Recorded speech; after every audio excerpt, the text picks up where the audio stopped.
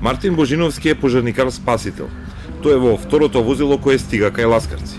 На лице место ги чекало нешто што него ни претпоставувале. Ние имавме дојава дека е превртен автобус, меѓутоа од досегашно некако е искуство, не сме имале со толку многу повредени, починати лица наеднаш. И не можевме точно да знаеме што се случува внатре, ние само се договаравме што би работеле таму. Сега кога дојавме на лице место, кога видовме дека ситуацијата сосем друга во однос на тоа што сме го очекували или виделе до сега, малци кај нас превладува чувствата во тој момент. Епа, некој вриска не се знае колку е повреден тој човек, некој друг па во безсознание може многу повеќе повреден од некој тој што вриска. Кога стигнавме на лице место беше страшна гледка од сите страни, довикување за помош. Помагавме, излекувавме тоа што можеше да се излече по природен пат. Внимававме да не повредиме некого. Луѓе бара помош, едноставно вика и од натрешниот дел, од левата страна, од десната страна.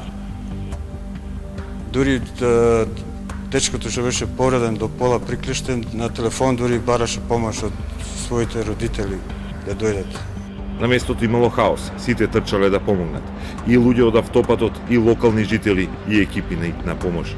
Гужвата малце ја отежнуваше нашата работа. И тоа е нормално како да кажам, за секој човек е нормално да сака да помогне на друг човек. Јас го сваќам тоа многу, меѓутоа многу на нас не одмогнува таква работа. Затоа што човекот што е внатре повреден или склештен или приклештен во самиот автобус, во овој случај автобус, тој може да има многу поголема повреда и со тоа насилно извлекување или нестручно извлекување може само да се доповреди. Меѓутоа, голема благодарност и до луѓето кои што беа таму затекнати, кои што стварно помагаа. Најголем проблем било што автобусот бил превртен на кров. Пожарникарите не можеле да сечат од автобусот и да вадат луѓе однатре. Требало да се подигне. На помош пристига специјализирано возило, сопственост на фирма на жители од блиските села.